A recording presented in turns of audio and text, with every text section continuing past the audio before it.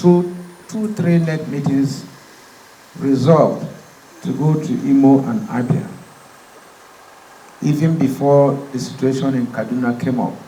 And then NLC now went to Kaduna first. The situation in the Rivers came up. Then NLC went to Rivers. On arrival, the governor then, Wike, asked to meet with us and we resolve the problem. But quickly, after the emergence of the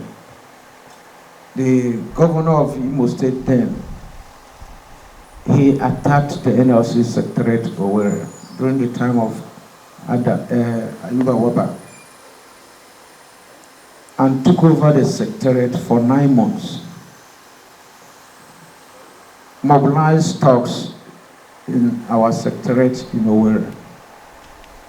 And the state chairman of the NLC then had to abandon his position and ran away from Imo State.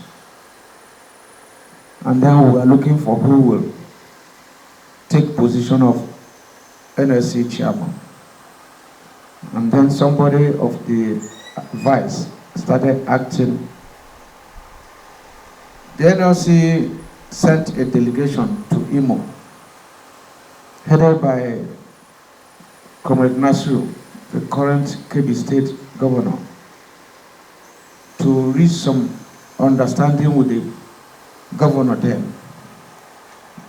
And on the basis of that, he vacated the secretariat of the NLC, but before then, nothing is there now. He destroyed all seats, all computers, every document there, including photographs, files, documents, belonging to NLC, were destroyed by talks sent by Hope Uzodinma. The secretariat was constructed and donated to the NLC by Roger Sokocha, his predecessor, or he destroyed it. After vacating the office, we continued to engage him. He signed an agreement, with the NLC delegation led by Comrade Nasiru, current Kebbi State Governor, Comrade Mubaja, Williams, Biobele, and I think TUC General Secretary, late Lawa. And that agreement, up to date, has not been implemented. I wasn't the NLC president then. It wasn't politics. My predecessor was not playing politics by asking that the workers he described as ghost workers be paid. That was the situation. And when I emerged, we were here to even review these issues when the governor now attacked workers during the state delegates conference of NLC. The state delegates conference of NLC takes place in all the states of the federation in the country, including the FCT.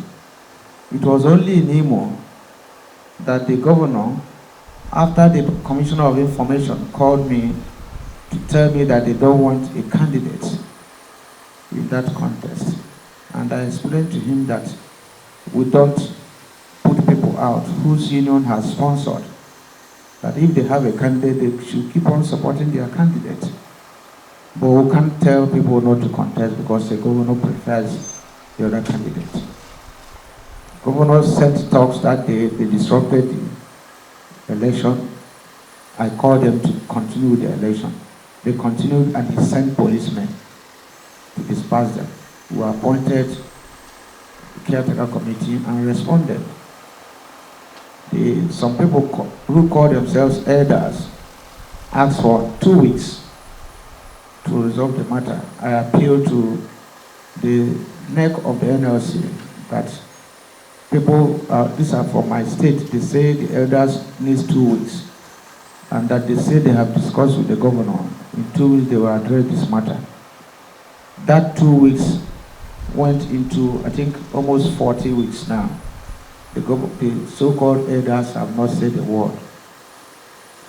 We behave as if it's business as usual. On May 1st, when the workers gathered again for May Day, the governor sent talks again. They withdrew all police and civil defense people that were brought there and attacked the workers. Many of them were hospitalized. This time around, it was equally not politics. It was not equally not that the workers were campaigning for anybody. Still on the issue of ghost workers and those he has not paid for 3-4 years. Now after that, the NLC met severally and asked us to give him another 14 days since there was an agreement reached after that action. And in the agreement, the governor was specifically asking for the draft and was using his hand to cancel it. At the end of the day, I say, let it go, since that is what he wants. Between that May till now, the governor didn't say a word, no meeting, nothing. And when we sent him a letter issuing another 14-day ultimatum, he approached the court. And part of the affidavit he swore was that it was because he has been so busy. That is why he has not implemented the agreement. But at the end of the day, he didn't get any restraining order before we started going. There is nobody in this country, the security agencies, that didn't know we were going to Imo. We wrote them. We wrote the DSS, we wrote the police, we wrote everybody. And then when we got there, the event started unfolding. We addressed the workers and told some of them that came that same day with complaints that they have not paid them for years.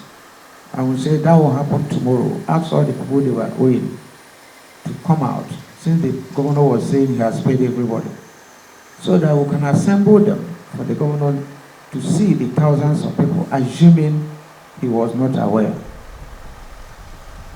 It was in the event of doing that the following day that we got report that workers that arrived as early as 7 a.m. were beaten up, their properties, their belongings, their phones seized, some of them with broken eyes. It was because of that that around 9 that I went there with the assistance of about 20 security personnel. I was in the secretariat of the NLC and called some journalists to join, and then some of the officials of the NLC, so that we can address the press on the situation in Imo. It was then that the police led other people, those uniform, mufti, and they came and withdrew about 20 security personnel that were there with cry to guiding us. And then the policeman arrested me and handed me over to talk. One of his small, I don't know whether that one is sergeant or inspector, said, "Oga, why don't you take him? Don't hand him over to these people." He shouted on the sergeant also and said, "Come on, shut up." And that was how they dragged me on the floor, took me to this boss Imo, and about 7 people. I can't explain the beating, but they tied my nose, tied my eyes, tied everywhere, and were hitting me with all manner of documents. And they were asking me why I was challenging hope, that I should say my last prayer, and that they were taking me to call it Joaba River. That's where they would throw me. That was in the process. I didn't know how the same people carried me to police headquarters. It talks with their boss and brought me down there. And the police people were standing outside as if they are waiting for a common criminal. But that wasn't the end of my journey. When I got there, they transferred me to another boss, to where they call Tiger Base. It was there that they brought out even what they call court order and started interrogating me. where I gave statement. Even in the pens, I was pleading that I need some medical attention. They interrogated me for hours. I think it was in that process that they got a call and took me to the office of the Commissioner of Police, who now ordered that I should be taken to police hospital. The rest is now story. Gentlemen, that is exactly what happened in Imo, that I find myself here now, and I think we'll give glory to the Almighty God. I wouldn't know what other report, but whosoever has been collecting the money of Imo workers and calls himself elder and is eating that money, is eating blood money. Whosoever is keeping quiet, whosoever is writing any trash on top of the workers, some have died. There is a case where a man and the husband died, both teachers. Nobody has paid them a dime, on and on. The governor in his statement yesterday said, I've never come to maybe greet him as my governor. I have never gone to see any governor in my state up to this moment, and I will not. You can't be owing workers and I'll be sick, coming to sneak in and out with you. And then the next thing people will say is that he has compromised. Ikedo Hakim was there, Richard Sokocha was there, Chikudema, find out from them. I don't go there. Same thing everywhere. So I don't think whether that should be an offense, for him. And he said, I'm playing local politics. I don't know the one that is local politics. I'm not a card-carrying member of any political party in Nigeria. And as a governor, he should be in the position of some classified information, to say Ajero is a member of PDP, Ajero is a member of APC.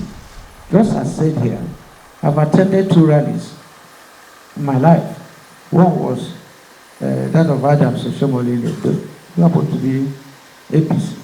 And the other one, Nasiru in Cape, which happened to be APC. I've attended 2 inaugurations in my life. The same way in Edo,